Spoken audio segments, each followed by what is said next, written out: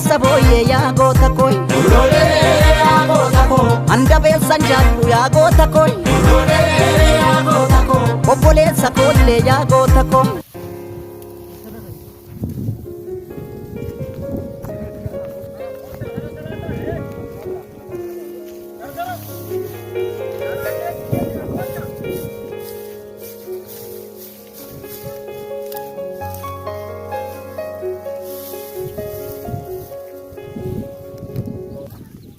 السلام عليكم ورحمة الله وبركاته. جالة دمتور ما فوز الشو لايك شير سبسكرايب ورانو جنال أبدا واسخي وان دندين همناني ورباني وان برباني نواسخي نغرقارو داف وان تبربادي خمواتو غرقارو داف أبدي بدوان قبلو أرغنو مسجد ديمني كمدي هم تورسي كذا هناكو سبسكرايب ولودا وجنال دابدا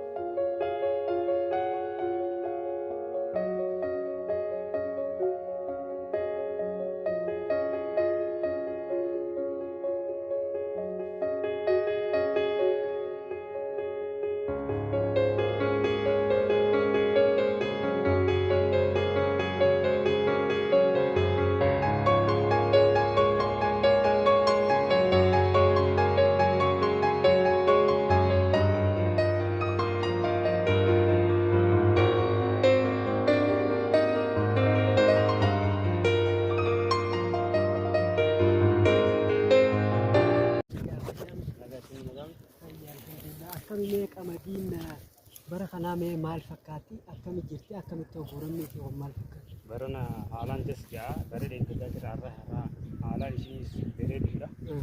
Firiinsiitis haala firiittis tuulaan barana takka turte arrammoo takkittiiruu gara lamaatti ceeti waan taateef maasha Allah haalaan bareedaadha. Oomishni irraatis haalaan bareedaadha. Inshaallah kan bara deeggargaa guuramte kunoo masjida kanaan ijaaramte kanarraa immoo maaliin akka godhamu deemtu inshaallah gaafa rabbi jee walumaan irra geenya waan godhamu waa'ee beelaf tilmaa nama ulfaata kanaafuu sheekha assalaamu alaykum wa rahmatullahi wa barakaatuh. Wa alaykum salaam ta'ala wa barakaatuh. Ibsuuf yaadne fi gurguramaa jira waan dandeessaniin laayik sheer sabskiraayib godhuudhaan nu cinaa dhaabbadhaadha. Warri kaffee qamadii kana haamee waaqa godhu jiru hundi nuti buqqaatota magaalaa Gojooti waan dandeenyuun gargaarsa godhaa jira masgidaa fi kunis kan masgidaati. Borus inshaa Allah waan boru dhufaa waliin ilaalla waan san irrattis waan hawaasa keenya gargaaru hunda waliin irratti hirmaannaa laayik sheer sabskiraayib godhuudhaan nu cinaa dhaabbadha.